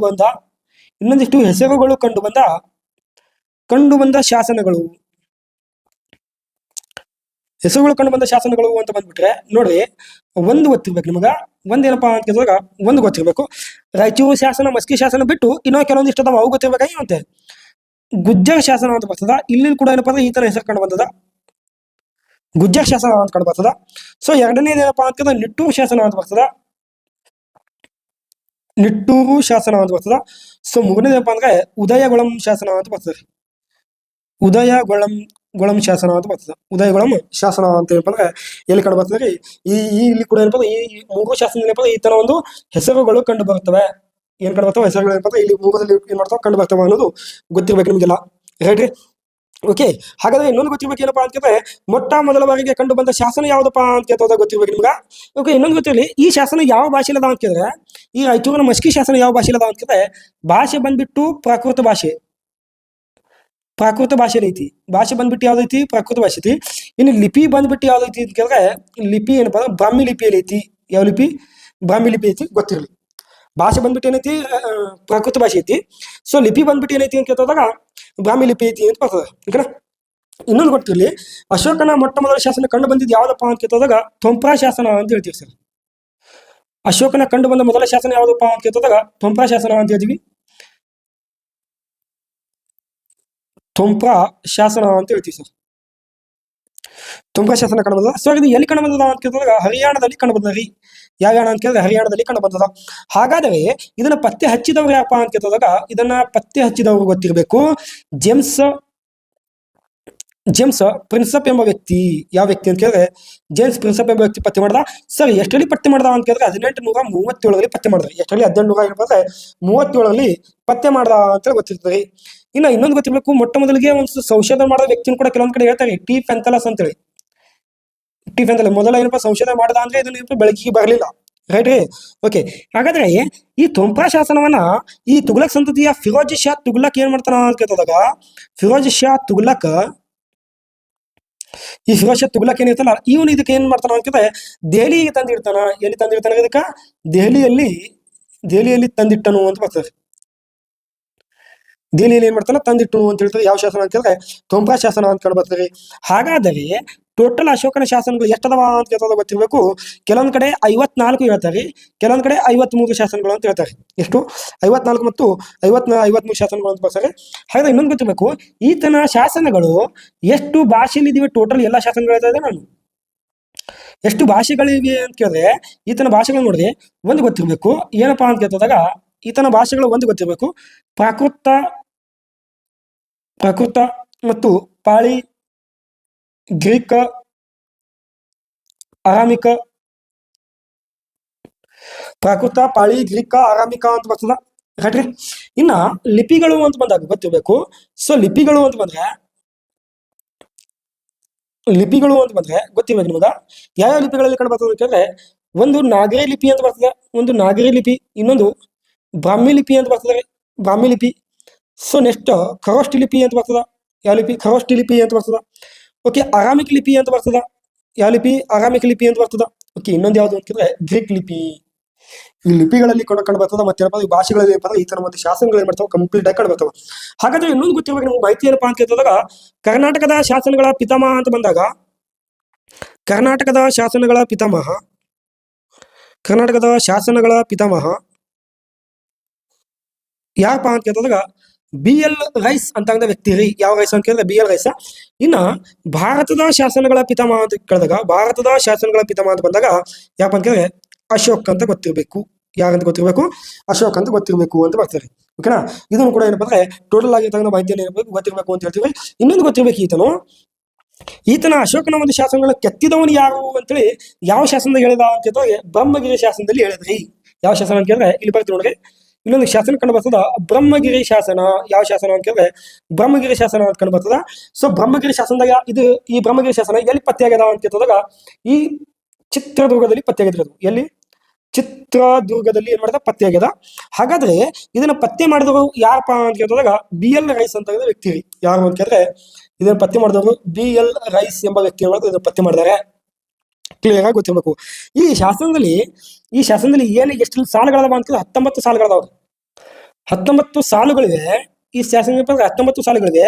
ಇನ್ನು ವೆರಿ ಇಂಪಾರ್ಟೆಂಟ್, ಈ ಸಾಲುಗಳಲ್ಲಿ 19ನೇ ಸಾಲಿನಲ್ಲಿ ಏನ್ ಹೇಳ್ಯದ ಅಂತ ಕೇಳಿದಾಗ ಗೊತ್ತಿರ್ಬೇಕು ನಿಮ್ಗೆ. ಏನಪ್ಪ ಅಂದ್ರೆ ಚಪ್ಪಡನೆ ಲಿಪಿತ ಲಿಖಿ ಕರಣ ಅಂತ ಹೇಳಿ ಬರೀತಿ ನೋಡಿದಿಲ್ಲ, ನಾನು ಬರ್ಕೋರಿ. ಏನಪ್ಪಾ ಅಂತ ಕೇಳಿದ್ರೆ ಚಪ್ಪಡನೆ ಲಿಪಿ, ಚಪ್ಪಡನೆ ಲಿಖಿತ ಲಿಪಿ ಕರೇನ ಅಂದ್ರೆ ಚಪ್ಪಡನೆ ಏನ್ ಮಾಡ್ಯಾನ ಅಂತ ಕೇಳಿದಾಗ ಈತನ ಶಾಸನ ಕೆತ್ಯಾನ ಅಂತೇಳಿ ಯಾವ ಶಾಸನದಾಗ ಹೇಳ್ತಾರೆ ಅಂತ ಬ್ರಹ್ಮಗಿರಿ ಶಾಸನದಾಗ ಹೇಳ್ತಾರೆ. ಹಾಗಾದ್ರೆ ಇದು 8ನೇ ಸಾಲಲ್ಲಿ ಹೇಳ್ತಾರೆ ಅಂತ 19ನೇ ಸಾಲಲ್ಲಿ ಹೇಳ್ತಾರೆ. ಇದನ್ನ ಪತ್ತೆ ಮಾಡಿದವ ಯಾರಪ್ಪ ಅಂತ BL ರೈಸ್ ಎಂಬ ಪತ್ತೆ ಮಾಡಿದ್ರೆ ಇದು ಎಲ್ಲಿ ಕಂಡು ಬರ್ತದೆ ಅಂತ ಚಿತ್ರದುರ್ಗದಲ್ಲಿ ಕಂಡು ಬರ್ತದೆ. ಕ್ಲಿಯರ್ ಆಗಿ ಗೊತ್ತಿತ್ತು ಅಂತ ಹೇಳ್ತೀನಿ. ಇನ್ನೊಂದು ಗೊತ್ತಿರಬೇಕು, ಇಲ್ಲಿ ಒಂದು ಶಾಸನದ ಯಾವ ಶಾಸನ ಅಂತ ಕೇಳಿದ್ರೆ ಅಶೋಕನು, ನೆಕ್ಸ್ಟ್ ಇಲ್ಲಿ ಬರ್ತೀವಿ ನೋಡ್ರಿ. ಅಶೋಕನು ಬೌದ್ಧ ಧರ್ಮವನ್ನು ಸ್ವೀಕಾರ ಮಾಡಿದ್ರ ಬಗ್ಗೆ ಹೇಳುವ ಶಾಸನ ಯಾವ್ದಪ್ಪ ಅಂತ ಕೇಳಿದಾಗ ಬಾಬ್ರು ಶಾಸನ ಅಂತ ಕಂಡು ಬರ್ತಾವ್ರಿ. ಯಾವ ಶಾಸನ ಅಂತ ಕೇಳಿದ್ರೆ ಬಾಬ್ರು ಶಾಸನ. ಸೊ ಈ ಶಾಸನದಾಗ ಏನ್ ಹೇಳ್ತಾರೆ ಅಂತ ಕೇಳಿದ್ರೆ ಅಶೋಕನ ಏನ್ ಮಾಡ್ದ, ಬೌದ್ಧ ಧರ್ಮವನ್ನು ಸ್ವೀಕಾರ ಮಾಡ್ದ ಅಂತ ಹೇಳ್ತಾರೆ. ಸೊ ಯಾರಿಂದ ಸ್ವೀಕಾರ ಮಾಡ್ದ ಅಂತ ಗೊತ್ತಿರ್ಬೇಕು? ಉಪಗುಪ್ತ ಎಂಬ ವ್ಯಕ್ತಿಯಿಂದ. ಯಾವ ಗುಪ್ತ? ಉಪಗುಪ್ತ ಎಂಬ ವ್ಯಕ್ತಿಯಿಂದ ಏನ್ ಮಾಡ್ತಾನ ಅಂತ ಕೇಳಿದ್ರೆ ಈ ಸಾಯನಿಂದ ಏನ್ ಮಾಡ್ತಾನ, ಬೌದ್ಧ ಧರ್ಮವನ್ನು ಸ್ವೀಕಾರ ಮಾಡ್ತಾನ ಅದ್ರ ಬಗ್ಗೆ ಗೊತ್ತಿರಬೇಕು. ಸೊ ಹಾಗಾದ್ರೆ ನೆಕ್ಸ್ಟ್ ಓಕೆ ನೋಡ್ರಿ, ಇನ್ನೊಂದೈತಿ ಯಾವ್ದು ಅಂತ ಕೇಳಿದ್ರೆ ಇಲ್ಲಿ ಒಂದು ಶಾಸನ ಬರ್ತದ ಬೆರತ ಶಾಸನ ಅಂತ ಬರ್ತದೆ ಸರ್. ಯಾವ ಶಾಸನ? ಬೆರತ ಶಾಸನ. ಸೊ ಇದ್ರಲ್ಲಿ ಏನ್ ಕಂಡು ಬಂದದ ಅಂತ ಕೇಳಿದಾಗ ಗೊತ್ತಿರಬೇಕು, ಇದರಲ್ಲಿ ಬುದ್ಧನ ಹೆಸರು ಕಂಡು ಬಂದ ಶಾಸನ. ಬುದ್ಧನ ಹೆಸರು ಕಂಡು ಬಂದ ಶಾಸನ ಇದು. ಬುದ್ಧನ ಹೆಸರು ಕಂಡು ಬಂದ ಶಾಸನ ಯಾವ್ದಪ್ಪ ಅಂತ ಕೇಳಿದಾಗ ಬೆರತ ಶಾಸನ ಅಂತ ಗೊತ್ತಿರಬೇಕು. ಓಕೆನಾ? ಇಲ್ಲಿ ಇನ್ನೊಂದು ಹೇಳ್ತದೆ ಏನಪ್ಪಾ ಅಂತ ಕೇಳಿದಾಗ ಹುಮಿಂಡಿ ಶಾಸನ ಅಂತ ಬರ್ತದ, ಹುಮಿಂಡೈ ಶಾಸನ ಅಂತ ಬರ್ತದ. ಈ ಶಾಸನದ ಪ್ರಕಾರ ಈತನ ಎಲ್ಲಿಗೆ ಭೇಟಿ ನೀಡಿದ ಅಂತ ಕೇಳಿದ್ರೆ ನೇಪಾಳದ ಲುಂಬಿನಿವನಕ್ಕೆ ಭೇಟಿ ನೀಡಿದ ಅಂತ ಹೇಳ್ತಾರೆ ಸರ್. ಅಶೋಕನು ಎಲ್ಲಿಗೆ? ನೇಪಾಳದ ಲುಂಬಿನಿವನಕ್ಕೆ ಭೇಟಿ ನೀಡಿದ ಅಂತ ಹೇಳ್ತದೆ. ಯಾಕಂತ ಕೇಳಿದ್ರೆ ಇಲ್ಲಿ ಅಶೋಕನ ಜನ್ಮಸ್ಥಳಕ್ಕೆ ಏನ್ ಮಾಡಿದ, ಹೋಗಿ ಭೇಟಿ ನೀಡಿದ ಅಂತ ಹೇಳ್ತಾರೆ. ಹೇಳ್ರಿ, ಇನ್ನೊಂದು ಗೊತ್ತಿರ್ಬೇಕು. ಇನ್ನೊಂದು ಕ್ವಶನ್ ಕೇಳ್ಯಾರ, ಏನ್ ಕೇಳ್ಯಾರ ಅಂತ ಕೇಳಿದ್ರೆ ಖರೋಷ್ಠ ಲಿಪಿಯಲ್ಲಿ ಕಂಡು ಬರ್ತಕ್ಕಂಥ, ಎಲ್ಲಿ ಖರೋಷ್ಠ ಲಿಪಿಯಲ್ಲಿ ಕಂಡು ಬರ್ತಕ್ಕಂಥ ಒಂದಿಷ್ಟು ಶಾಸನಗಳು ಯಾವಪ್ಪ ಅಂತ ಕೇಳಿದಾಗ ಖರೋಷ್ಠ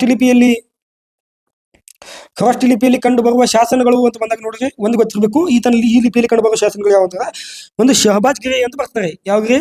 ಶಹಬಾಜ್ ಗಿರಿ ಅಂತ ಬರ್ತದ.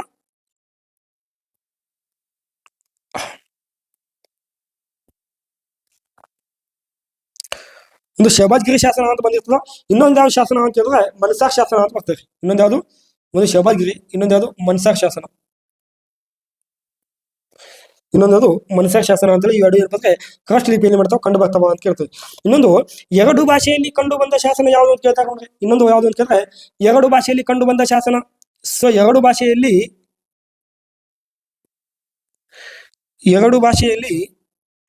ಕಂಡು ಬಂದ ಶಾಸನ. ಎರಡು ಭಾಷೆಯಲ್ಲಿ ಕಂಡು ಬಂದ ಶಾಸನ ಯಾವುದು ಅಂತ ಕೇಳಿದ್ರೆ ಗೊತ್ತಿರಬೇಕು ನಿಮಗೆ. ಯಾವ ಶಾಸನ ಅಂತ ಕೇಳಿದಾಗ ಕಂದಹಾರ ಶಾಸನ. ಯಾವ ಶಾಸನ? ಕಂದಹಾರ ಶಾಸನ ಅಂತ ಹೇಳ್ತೀವಿ ಸರ್. ಯಾವ ಶಾಸನ? ಕಂದಹಾರ ಶಾಸನ ಅಂತ ಹೇಳ್ತೀವಿ. ಹಾಗಾದ್ರೆ ಗೊತ್ತಿರ್ಬೇಕು ಯಾವ ಎರಡು ಭಾಷೆ ಅಂತ ಕೇಳ್ತಾ ಹೋದಾಗ ಗೊತ್ತಿರ್ಬೇಕು. ಒಂದು ಭಾಷೆ ಯಾವುದು ಅಂತ ಕೇಳಿದ್ರೆ ಗ್ರೀಕ್ ಭಾಷೆ ಅಂತ ಹೇಳ್ತೀವಿ. ಒಂದು ಭಾಷೆ ಯಾವುದು? ಗ್ರೀಕ್ ಭಾಷೆ. ಇನ್ನೊಂದು ಭಾಷೆ ಎರಡನೇದು ಯಾವ್ದು ಅಂತ ಕೇಳಿದ್ರೆ ಅರಾಮಿಕ್ ಭಾಷೆ. ಯಾವ ಮಿಕ್ಕ? ಅರಾಮಿಕ್. ಎರಡು ಭಾಷೆಯಲ್ಲಿ ಕಂಡು ಬರ್ತಕ್ಕಂಥ ಒಂದು ಶಾಸನ ಯಾವುದು ಅಂತ ಕೇಳಿದ್ರೆ ಕಂದಹಾರ ಶಾಸನ. ವೆರಿ ವೆರಿ ಇಂಪಾರ್ಟೆಂಟ್ ಇವೆಲ್ಲ ನೆನಪಿರ್ಬೇಕು, ಬರ್ಕೋ ಹೆಂಗೆ. ಕ್ಲಿಯರ್. ಓಕೆ, ಇನ್ನೊಂದು ಗೊತ್ತಿರಲಿ, ಅಶೋಕನ ಅತ್ಯಂತ ದೊಡ್ಡ ಶಾಸನ ಯಾವ್ದಪ್ಪ ಅಂತ ಕೇಳಿದಾಗ ಅಶೋಕನ ದೊಡ್ಡ ಶಾಸನ ಯಾವ್ದಪ್ಪ ಅಂದ್ರೆ 13ನೇ ಬಂಡೆಗಲ ಶಾಸನ. ಈ 13ನೇ ಬಂಡೆಗಲ ಶಾಸನ ಏನದಲ್ಲ, ಈ ಬಂಡೆಗಲ ಶಾಸನ ಏನದ ಅಂತಿದ್ರೆ ಅತ್ಯಂತ ದೊಡ್ಡ ಶಾಸನವಾಗಿದೆ, ಅತ್ಯಂತ ದೊಡ್ಡ ಶಾಸನವಾಗಿದೆ. ಕ್ಲಿಯರ್. ಅತ್ಯಂತ ದೊಡ್ಡ ಏನಪ್ಪ ಅಂದ್ರೆ ಶಾಸನವಾಗಿದೆ ಯಾವುದು 13 ಬಂಡೆಗಳ ಶಾಸನ. ಇದರಲ್ಲಿ ಏನಾಗಿದೆ ಅಂತಂದ್ರೆ ಕಳಿಂಗ ಯುದ್ಧದ ಬಗ್ಗೆ ಏನಪ್ಪ ಅಂದ್ರೆ ಮಾಹಿತಿಯನ್ನು ಸಿಗುತ್ತದೆ. ಕಳಿಂಗ ಯುದ್ಧದ ಮಾಹಿತಿ ಏನಪ್ಪ ಅಂದ್ರೆ ಇಲ್ಲಿ ಇದೇ ಒಂದು ಶಾಸನದಲ್ಲಿ ಸಿಗ್ತದೆ. ಇದನ್ನು ಕೂಡ ಗೊತ್ತಿರಬೇಕು. ಓಕೆ, ಇನ್ನೊಂದು ಗೊತ್ತಿರಬೇಕು, ಇಲ್ಲಿ ಸಾರನಾಥ ಸ್ತಂಭ ಶಾಸನ ಪತ್ತೆ ಆಗ್ತದೆ. ಯಾವ್ದು ನಾಥ ಅಂತ ಕೇಳಿದಾಗ ಸಾರನಾಥ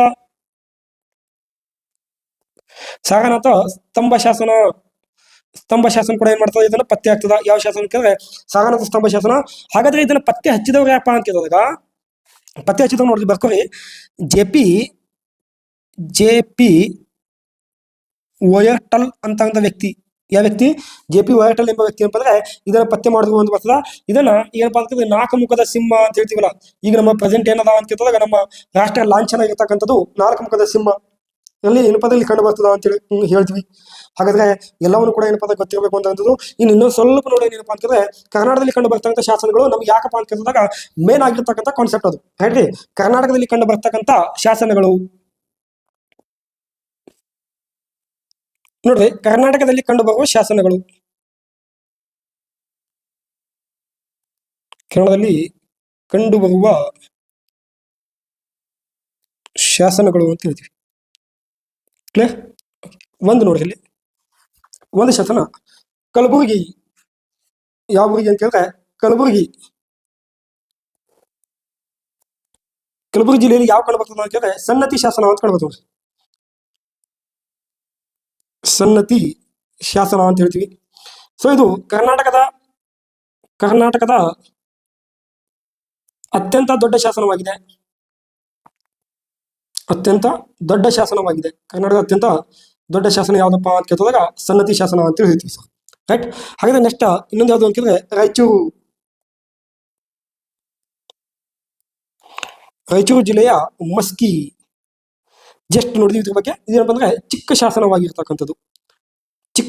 ಶಾಸನವಾಗಿರ್ತಕ್ಕಂಥದ್ದು. ಓಕೆ, ಮೂರನೇದು ಬಳ್ಳಾರಿ ಅಂತ ಬರ್ತದೆ ನೋಡ್ರಿ. ಬಳ್ಳಾರಿಯಲ್ಲಿ ಆಗಲೇ ಹೇಳಿದೆ ನಿಮ್ಗೆ ನಿಟ್ಟೂರು ಶಾಸನ ಅಂತೇಳಿ. ಓಕೆ, ನಿಟ್ಟೂರು ಶಾಸನ. ಮತ್ತೆ ಇನ್ನೊಂದು ಯಾವುದು ಅಂತ ಕೇಳಿದ್ರೆ ಉದಯಂಗುಳಂ ಅಂತ ಬರ್ತದೆ.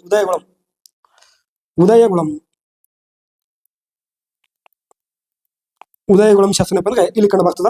ಸೊ ಇನ್ನೊಂದು ಗೊತ್ತಿರಲಿ, ಆಗಲೇ ಜಸ್ಟ್ ಹೇಳಿದೆ ಚಿತ್ರದುರ್ಗ ಶಾಸನ ಅಂತೇಳಿ. ಚಿತ್ರದುರ್ಗದಲ್ಲಿ ಕಂಡು ಬರ್ತಕ್ಕಂಥ ಶಾಸನ ಯಾವ್ದಪ್ಪ ಅಂತ ಕೇಳಿದಾಗ ಬ್ರಹ್ಮಗಿರಿ ಶಾಸನ. ಯಾವ ಶಾಸನ? ಬ್ರಹ್ಮಗಿರಿ ಶಾಸನ ಅಂತ ಹೇಳ್ತೀವಿ. ಬ್ರಹ್ಮಗಿರಿ ಶಾಸನ ಏನಪ್ಪ ಅಂದ್ರೆ ಇದು ಚಿತ್ರದುರ್ಗದಲ್ಲಿ ಏನಪ್ಪ ಅಂದ್ರೆ ಕಂಡು ಬರ್ತದ ಅಂತ ಹೇಳ್ತೀವಿ. ರೈಟ್. ಹಾಗಾದ್ರೆ ನೆಕ್ಸ್ಟ್ ಇನ್ನೊಂದು ಬರ್ತದೆ ಏನಪ್ಪ ಅಂದ್ರೆ ಕೊಪ್ಪಳ ಅಂತ ಬರ್ತದೆ. ಸರಿ, ಇಲ್ಲಿ ಏನಪ್ಪ ಅಂದ್ರೆ ಗವಿಮಠ ಹಾಗೂ ಪಾಲ್ಕಿಗುಂಡ ಅಂತ ಬರ್ತದೆ. ಪಾಲ್ಕಿಗುಂಡ ಇಲ್ಲಿ ಏನಪ್ಪ ಅಂದ್ರೆ ಕರ್ನಾಟಕದಲ್ಲಿ ಕಂಡು ಬರ್ತಕ್ಕಂಥ ಒಂದಿಷ್ಟು ಏನಪ್ಪ ಅಂದ್ರೆ ಇವು ಶಾಸನಗಳದವ ಅಂತೇಳಿ ನಾವು ನೋಡ್ತೀವಿ. ಓಕೆ, ಇಲ್ಲಿ ನೋಡಿ, ಅಶೋಕನ ಜೀವನದಲ್ಲಿ ಅಶೋಕನ ಎಲ್ಲಾ ಶಾಸನಗಳಲ್ಲಿ ಅತ್ಯಂತ ಚಿಕ್ಕ ಶಾಸನ. ಇಲ್ಲಿ ಕರ್ನಾಟಕದಲ್ಲಿ ಅತಿ ಚಿಕ್ಕ ಶಾಸನ ಅಂದ್ರೆ ಮಸ್ಕಿ ಶಾಸನ ಗೊತ್ತಾಯ್ತು. ಕರ್ನಾಟಕದಲ್ಲಿ ಅತಿ ದೊಡ್ಡ ಶಾಸನ ಅಂದ್ರೆ ಸನ್ನತಿ ಶಾಸನ ಅಂತ ಗೊತ್ತಾಯ್ತು. ಇನ್ನು ಒಟ್ಟು ಅಶೋಕನ ಶಾಸನಗಳಲ್ಲಿ ಅತ್ಯಂತ ಚಿಕ್ಕ ಶಾಸನ ಯಾವ್ದಪ್ಪ ಅಂತ ಕೇಳಿದಾಗ ರೂಪನಾಥ ಲಘು ಶಾಸನ ಅಂತ ಬರ್ತದೆ ಸರ್. ಇದು ಎಲ್ಲಿ ಕಂಡು ಬರ್ತದಪ್ಪ ಅಂತ ಕೇಳಿದ್ರೆ ಮಧ್ಯಪ್ರದೇಶದಲ್ಲಿ ಕಂಡು ಬರ್ತಾ. ಎಲ್ಲಿಪ್ಪ ಅಂತ ಕೇಳಿದ್ರೆ ಮಧ್ಯಪ್ರದೇಶದಲ್ಲಿ ಕಂಡು ಬರ್ತಕ್ಕಂಥ ಶಾಸನ. ಹಾಗಾದ್ರೆ ಇದರ ಒಂದು ಭಾಷೆ ಯಾವ್ದಪ್ಪ ಅಂತ ಕೇಳಿದ್ರೆ ಪ್ರಾಕೃತ ಭಾಷೆ ಐತಿ. ಇದ್ರ ಭಾಷೆ ಯಾವುದು? ಪ್ರಾಕೃತ ಭಾಷೆ ಐತಿ. ಸೊ ಇದ್ರಲ್ಲಿ ಯಾವ ಲಿಪಿ ಅದ ಅಂತ ಕೇಳಿದಾಗ ಬ್ರಾಹ್ಮಿ ಲಿಪಿ ಆಗಿರ್ತಕ್ಕಂಥದ್ದು. ಯಾವ ಲಿಪಿ? ಬ್ರಾಹ್ಮಿ ಲಿಪಿ ಆಗಿರ್ತಕ್ಕಂಥದ್ದು. ಇದು ಯಾವಾಗ ಕಂಡು ಬಂದದ ಅಂತ ಕೇಳಿದಾಗ ಕ್ರಿಸ್ತಪೂರ್ವ 3ನೇ ಶತಮಾನದಲ್ಲಿ. ಕ್ರಿಸ್ತಪೂರ್ವ 3ನೇ ಶತಮಾನದಲ್ಲಿ ಏನಪ್ಪಾ ಅಂದ್ರೆ ಇದನ್ನ ಪತ್ತೆಯಾಗಿದೆ. ಶತಮಾನದಲ್ಲಿ ಮಾಡಿರ್ತಕ್ಕಂಥ ಯಾವುದು ಇದು. ಅತ್ಯಂತ ದೊಡ್ಡ ಶಾಸನ ಅಂತ ಬಂದಾಗ ಗೊತ್ತೈತಿ ನಿಮಗೆ ಕಳಿಂಗ ಶಾಸನ, ಬಂಡೆಗಾಲ ಶಾಸನ. ಓಕೆ, 13 ಬಂಡೆಗಾಲ ಶಾಸನ ಅತ್ಯಂತ ದೊಡ್ಡದಾಗಿರ್ತಕ್ಕಂಥದ್ದು. ಅದು ಎಲ್ಲಿ ಕಂಡು ಬರ್ತದ ಅಂತ ಕೇಳಿದಾಗ ಕೋಲ್ಕತ್ತಾದಲ್ಲಿ ಕಂಡು ಬರ್ತದೆ. ಕ್ಲಿಯರ್ ಆಯ್ತಾ? ಓಕೆ, ಹಾಗಾದ್ರೆ ಇದು ಏನಪ್ಪಾ ಇಷ್ಟೇನಪ್ಪ ಈ ತರ ಆಗಿರ್ತಕ್ಕಂಥ ಮಾಹಿತಿ. ಇನ್ನ ಏನಪ್ಪಾ ಅಶೋಕನ ಒಂದು 14 ಶಿಲಾಶಾಸನಗಳು ಇರ್ತಾವೆ. ಶಿಲಾಶಾಸನಗಳು ಅಂತ ಅದಾವ. ಅವು ಏನಪ್ಪಾ ಮುಂದೆ ಬರ್ತಕ್ಕಂಥ ಒಂದು ಯಾವ್ದಾದ್ರು ಒಂದು ಕ್ವಶನ್ ತೊಂದರೆ ಅಲ್ಲಿ ಏನಪ್ಪಾ ಅದ್ರ ಬಗ್ಗೆ ಮಾಹಿತಿಯನ್ನ ನಿಮ್ಗೆ ನೀಡಿರ್ತೀನಿ. ಓಕೆ, ಹಾಗಾದ್ರೆ ನಾವು ನೆಕ್ಸ್ಟ್ ಕ್ವಶನ್ ಹೋಗೋಣ. ಎಲ್ಲವನ್ನು ಕೂಡ ಬರ್ಕೋಬೇಕಾಗಿ ಮತ್ತೆ ನೀವು ಹಂಗೆ ಬಿಡ್ಬಾರ್ದು. ಓಕೆ, ನೋಡಿ ಇಲ್ಲಿ ಏನ್ ಕೇಳ್ಯಾರ ಅಂತ ಕೇಳಿದಾಗ ರಾಯಚೂರು ಜಿಲ್ಲೆಯ ಮಸ್ಕಿ ಶಾಸನ ಮತ್ತೆ ಇದಾಗದಲ್ಲ. ಓಕೆ, ರಾಯಚೂರು ಜಿಲ್ಲೆಯ ಮಸ್ಕಿಯಲ್ಲಿ ಅಶೋಕನ ಶಾಸನವನ್ನು ಪತ್ತೆ ಮಾಡಿದವರು ಅಂತ ಜಸ್ಟ್ ಆಗಲ್ಲ ನೋಡಿದೀವಿ ನಾವು. ರೈಟ್. ಯಾರು ಪತ್ತೆ ಮಾಡಿದ್ವು ಅಂತ ಕೇಳಿದಾಗ ಇಲ್ಲಿ ಗೊತ್ತಿರಬೇಕು ಚಾರ್ಲ್ಸ್ ಬೆಡನ್ ಅಂತ ವ್ಯಕ್ತಿ. ಇಂಥ ಕ್ವಶನ್ಗಳಿಗೆ ಜಾಸ್ತಿ ಟೈಮ್ ಕೊಡೋದು ಬೇಕಾಗಿಲ್ಲ. ಸೊ ಆಗಲೇ ಹೇಳಿದ್ರು ಏನಪ್ಪ ಅಂದ್ರೆ ಇಲ್ಲೇ ಮಾಹಿತಿ ಕೊಟ್ಟಿಲ್ಲ ನಾನು. ಚಾರ್ಲ್ಸ್ ಬೇರ್ಡ್ ಏನಪ್ಪ ಅಂದ್ರೆ ಇಲ್ಲಿ ಪತ್ತೆ ಮಾಡೋದು ಯಾಕಪ್ಪ ಅಂದ್ರೆ 1915ರಲ್ಲಿ ಪತ್ತೆ ಮಾಡೋದು ಅಂತ ಹೇಳಿದ್ರೆ ಇದನ್ನ ನಾನು ಆಲ್ರೆಡಿ ಹೇಳ್ಬಿಟ್ಟಿದ್ದೀನಿ ಈಗ ಆಲ್ರೆಡಿ. ಓಕೆ, ಈ ಬಗ್ಗೆ ಏನಪ್ಪ ಈಗ ಹೇಳಕ್ ಹೋಗಲ್ಲ ನಾನು, ಹಿಂದೆ ಹೇಳಿದ್ದೀನಿ. ಓಕೆ, ಇಲ್ಲಿ ಇನ್ನೊಂದು ಗೊತ್ತಿರಲಿ, ಆರ್ ರಾಮಶಾಸ್ತ್ರಿ ಎಂಬ ವ್ಯಕ್ತಿ ನೋಡಿ. ಯಾವ ಶಾಸ್ತ್ರಿ? ಆರ್ ರಾಮಶಾಸ್ತ್ರಿ ಎಂಬ ವ್ಯಕ್ತಿ. ಇವ್ರ ಬಗ್ಗೆ ಸ್ವಲ್ಪ ನೋಡ್ಕೋರಿ. ಆರ್ ರಾಮಶಾಸ್ತ್ರಿ ಇವ್ರ ಬಗ್ಗೆ ಕೂಡ ಹೇಳಿ ನಾನು ಸ್ವಲ್ಪ ನೋಡಿದ್ದೆ, ಹೈಲೈಟ್ ಮಾಡ್ಬಿಡ್ತೀನಿ. ಇವರು ಈ ಮೈಸೂರಿನಲ್ಲಿದ್ದ ಓರಿಯೆಂಟಲ್ ಲೈಬ್ರರಿ ಅಂತ ಐತ್ರಿ. ಓರಿಯೆಂಟಲ್ ಲೈಬ್ರರಿ ಅಂತ ಐತಿ. ಸೊ ಓರಿಯೆಂಟಲ್ ಲೈಬ್ರರಿ ನಿರ್ಮಾಣ ಮಾಡಿದಾಗ ನಿಮ್ಗೆ ಹೇಳಿದೆ ನಾನು, ಶೇಷಾದ್ರಿ ಅಯ್ಯರ್ ಅಂತ ಹೇಳಿದ್ದೆ. ಸೊ ಇದನ್ನ ಹಿಂದಿನ ಕ್ಲಾಸಲ್ಲಿ ಇದ್ರ ಬಗ್ಗೆ ಡಿಟೇಲ್ ಆಗಿ ಹೇಳಿದ್ದೀನಿ. ಇಲ್ಲಿ ಕೂಡ ಸ್ವಲ್ಪ ನೋಡಲಿ.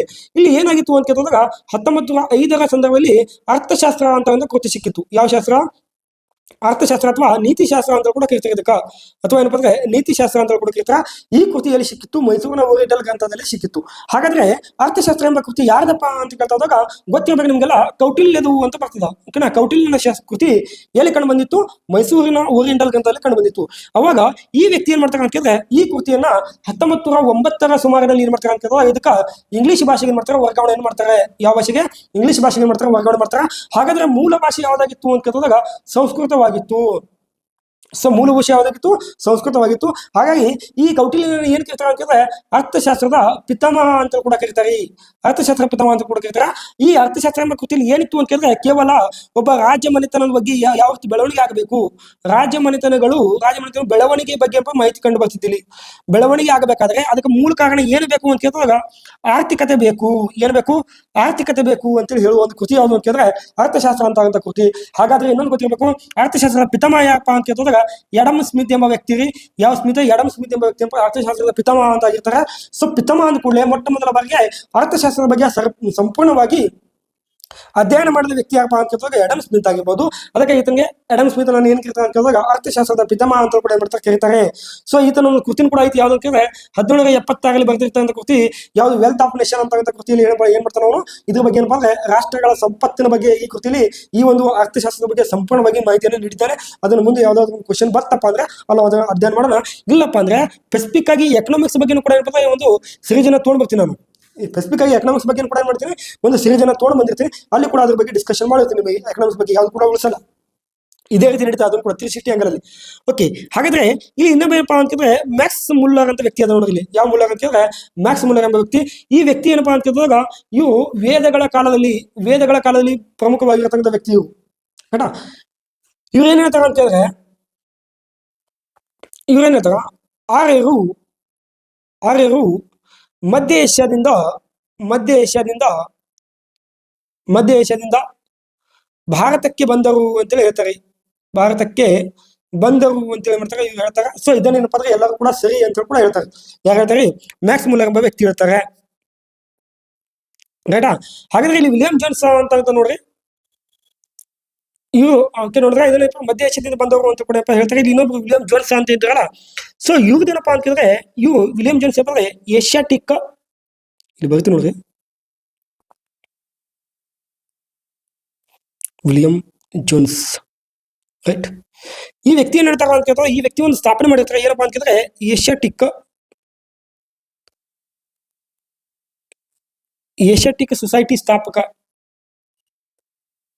ಸೊಸೈಟಿಯ ಏಷ್ಯಾಟಿಕ್ ಸೊಸೈಟಿಯ ಸ್ಥಾಪಕ. ಮತ್ತೆ ಇನ್ನೊಂದು ಗೊತ್ತಿರಬೇಕು, ಸಂಸ್ಕೃತ ಅಧ್ಯಯನಕ್ಕೆ ಪ್ರಸಿದ್ಧ ಆಗಿದ್ರು. ಯಾವ ಅಧ್ಯಯನಕ್ಕೆ ಅಂತ ಕೇಳಿದ್ರೆ ಸಂಸ್ಕೃತ ಅಧ್ಯಯನಕ್ಕೆ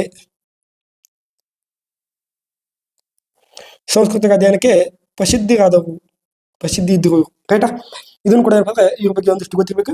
ಇಲ್ಲಿ ಮ್ಯಾಕ್ಸ್ ಮುಲ್ಲರ್ ಅಂತ ಬಂದಾಗ ಈ ವ್ಯಕ್ತಿ ಏನಪ್ಪ ಅಂದ್ರೆ ವೇದ ಉಪನಿಷತ್ತುಗಳು ಕೂಡ ಅಧ್ಯಯನ ಮಾಡಿದ್ರು ನೋಡ್ರಿ. ಮ್ಯಾಕ್ಸ್ ಮುಲ್ಲರ್ ಏನಪ್ಪ ಅಂದ್ರೆ ಉಪನಿಷತ್ತುಗಳ ಬಗ್ಗೆ ಕೂಡ ಅಧ್ಯಯನ ಮಾಡಿದ್ರು. ಇದನ್ನು ಕೂಡ ಕ್ಲಿಯರ್ ಆಗಿ ಗೊತ್ತಿರ್ಬೇಕು. ಓಕೆ, ಇವೆಲ್ಲ ಏನಪ್ಪ ಅಂದ್ರೆ ಮಾಹಿತಿಯನ್ನು ಏನ್ ಮಾಡಿದ್ರೆ ಬರ್ಕೋಂತದ್ದು. ಸೊ ನೆಕ್ಸ್ಟ್ ಕ್ವಶನ್ ಹೋಗೋಣ ನೇರವಾಗಿ. ಓಕೆ ನೋಡ್ರಿ, ಮುಂದಿನ ಕ್ವಶನ್ ಏನಪ್ಪಾ ಅಂತ ಕೇಳಿದಾಗ ನಾಳೆ ಏನಪ್ಪ ಅಂದ್ರೆ ಅದ್ರ ಬಗ್ಗೆ ನಾವು ಡಿಸ್ಕಷನ್ ಮಾಡೋಣ. ಸೊ ಆದಷ್ಟು ಏನಪ್ಪಾ ಅಂತ ಕೇಳಿದಾಗ ಇಲ್ಲಿ ಇರ್ತಕ್ಕಂಥ ಒಂದು ಕ್ವಶನ್ಸ್ ಗಳಾಗಿರ್ಬೋದು, ಮತ್ತೆ ಇದನ್ನ 360 ನಡೆದಿರ್ತಕ್ಕಂಥ ಒಂದು ಅನಾಲಿಸಿಸ್ ಆಗಿರ್ಬೋದು, ಇದನ್ನ ನೋಡ್ಕೊಂಡು ಬೇರೆ ಕಡೆ ಕೂಡ ಶೇರ್ ಮಾಡಿ, ಸೆಂಡ್ ಮಾಡಿ, ಮತ್ತೆ ನಮಗೂ ಕೂಡ ಯೂಸ್ ಆಗಲಿ. ಯಾಕಂದ್ರೆ ನಾವು ಆದಷ್ಟು ಮಾಹಿತಿಯನ್ನು ಕೂಡ ಬಿಟ್ಕೊಡ್ತಾ ಇದೀವಿ. ನಾವು ಏನು ಅಸೆಪ್ಟೇಷನ್ ಇಟ್ಕೊಳ್ಳಲಿ. ಬಡ ವಿದ್ಯಾರ್ಥಿಗಳು ಏನಪ್ಪ ಅಂದ್ರೆ ಮುಂದೆ ಬರಲಿ ಅನ್ನೋ ಉದ್ದೇಶದಿಂದ ಇಷ್ಟೆಲ್ಲ ಪ್ರಯತ್ನವನ್ನು ಪಡ್ತಾ ಇದ್ದೀವಿ. ಕರ್ನಾಟಕದಲ್ಲಿ ಮಾಡಬೇಕಾಗಿರ್ತಕ್ಕಂಥದ್ದು ಏನಪ್ಪಾ ಅಂತ ಕೇಳಿದ್ರೆ ಒಂದು ಯುವಕರ ಕ್ರಾಂತಿ ಅಂತ ಹೇಳ್ತೀವಿ. ಯುವಕರ ಕ್ರಾಂತಿ ಅಂತ ಹೇಳ್ತೀವಿ. ಸೊ ಭಾರತದಲ್ಲಿ ಗೊತ್ತಿರಬೇಕು, ಈ ಶಿಕ್ಷಣ ಕ್ರಾಂತಿ ಬಂದರೆ ಏನಾಗುತ್ತಾ ಅಂತ ಕೇಳಿದಾಗ ಶಿಕ್ಷಣದಿಂದ ವಂಚಿತರಾಗಿರತಕ್ಕಂಥ ಎಲ್ಲ ವಿದ್ಯಾರ್ಥಿಗಳು ಕೂಡ ಶಿಕ್ಷಣವನ್ನು ಪಡೆಯುತ್ತಾರೆ. ಒಂದು ಕಡೆ ಹೇಳ್ತಾರೆ ಏನಪ್ಪ ಅಂತ ಕೇಳಿದಾಗ, ನೀನೇನಾದರೂ ಎಜುಕೇಷನನ್ನು ಪಡೆದುಕೊಂಡರೆ ನೆಲ್ಸನ್ ಮಂಡಲ ಹೇಳ್ತಾರೆ, ಏನು ಹೇಳ್ತಾರೆ ಅಂತ ಕೇಳಿದ್ರೆ, education is most powerful weapon we can use change the world ಅಂತ ಹೇಳ್ತಾರೆ. ಸೊ ಸ್ವಾಮಿ ವಿವೇಕಾನಂದ ಕೂಡ ಹೇಳ್ತಾರೆ ಏನಪ್ಪ ಅಂತ ಕೇಳಿದಾಗ, ಶಿಕ್ಷಣ ಏನಪ್ಪ ಅಂತ ಕೇಳಿದಾಗ ಅದು ನಿನಗೆ ನೀನು ಅರಿಯೋದು ನಿಜವಾದ ಶಿಕ್ಷಣ ಅಂತ ಕೂಡ ಹೇಳ್ತಾರೆ. ಇದು ಏನು ಮಾಡೋಣ ಅಂತ ಕೇಳಿದಾಗ ಗೊತ್ತಿರಬೇಕು, ಇಡೀ ಕರ್ನಾಟಕದಲ್ಲಿ ಏನಪ್ಪ ಅಂದ್ರೆ ಒಂದು ಶಿಕ್ಷಣ ಕ್ರಾಂತಿ ಅಂತ ಹೋಗೋಣ. ಯಾಕಂದರೆ ನೋಟಿಫಿಕೇಶನ್ ಆಗಬೇಕು, ಎಲ್ಲರಿಗೂ ಜಾಬ್ ಆಗಬೇಕು, ಎಲ್ಲರಿಗೂ ಒಂದು ಸ್ಥಾನದಲ್ಲಿ ಇರಬೇಕು, ಮತ್ತು ಇರ್ತಕ್ಕಂಥ ಬಡತನವನ್ನು ನಿರುದ್ಯೋಗವನ್ನು ಏನಪ್ಪ ಅಂದರೆ ಹೋಗಲಾಡಿಸಬೇಕು ಅನ್ನೋ ಉದ್ದೇಶದಿಂದ ಏನಪ್ಪ ಇದನ್ನು ಮಾಡ್ತಾ ಇದ್ದೀವಿ. ಸೊ ಎಲ್ಲರೂ ಕೂಡ ಕೈ ಜೋಡಿಸಬೇಕು. ಈ ಒಂದು ಯುವಕರ ಕ್ರಾಂತಿ ಅಂತ ಏನು ಮಾಡ್ತಾ ಇದೀವಲ್ಲ, ಇದಕ್ಕೆ ಒಂದು ಕೈ ಜೋಡಿಸುವಂಥ ಪ್ರಯತ್ನ ಮಾಡಿ ಸ್ನೇಹಿತರೆ ಎಲ್ಲರೂ ಕೂಡ. ಯಾಕಂದರೆ ಒಬ್ಬನಿಂದ ಏನು ಮಾಡೋಕ್ಕೆ ಸಾಧ್ಯ ಇಲ್ಲ. ಒಗ್ಗಟ್ಟಿನಲ್ಲಿ ಬಲ ಇರಲಿ. ನೀವು ಒಂದು ಏನಾದರೂ ಮುಂದೆ ಬರಬೇಕಂತ ಏನಾದರೂ ಛಲವಿದ್ದರೆ ಎಲ್ಲರೂ ಒಗ್ಗಟ್ಟಾಗೋಣ, ಒಗ್ಗಟ್ಟಾಗಿ ಮುಂದೆ ಹೋರಾಡೋಣ. ಅದರ ಸಲುವಾಗಿ ಹೋರಾಟ ಮಾಡಿ ನಾವೇನಾದರೂ ಪಡ್ಕೊಳ್ಳುವಂಥ ಒಂದು ಪ್ರಯತ್ನ ಮಾಡೋಣ. ಮತ್ತು ಕನ್ನಡದಲ್ಲಿ ಇರ್ತಕ್ಕಂಥ ಶಿಕ್ಷಣವನ್ನು ಉನ್ನತ ಮಟ್ಟಕ್ಕೆ ಬರೋಣ ಅಂತೇಳಿ ಅಪೇಕ್ಷೆ ಪಡ್ತೇನೆ. ಹಾಗಾದರೆ ನಿಮಗೆ ನೀವು ಸಲ ನೋಡ್ಕೊರಿ, ಮುಂದೆ ಬರುವಂಥ ಒಂದು ಅಪೇಕ್ಷೆ ಮಾಡ್ಕೊರಿ. ನಮ್ಮಿಂದ ಏನಂತಂದರೆ ಬದಲಾವಣೆ ಸ್ಟಾರ್ಟ್ ಆಗಲಿ. ಇಡೀ ಜಗತ್ತಿನ ಬದಲಾವಣೆ ಮಾಡೋದಕ್ಕಿಂತ ಮೊದಲು ನಾವು ಬದಲಾವಣೆ ಆಗೋದು ಭಾಳ ಬೆಸ್ಟ್ ಅನ್ಕೋತೀನಿ. ಹಾಗಾದರೆ ಇಲ್ಲಿಗೆ ವಿಡಿಯೋನ ಎಂಡ್ ಮಾಡೋಣ. ನಾಳೆ ಸಿಗ್ತೀನಿ. ಧನ್ಯವಾದಗಳು.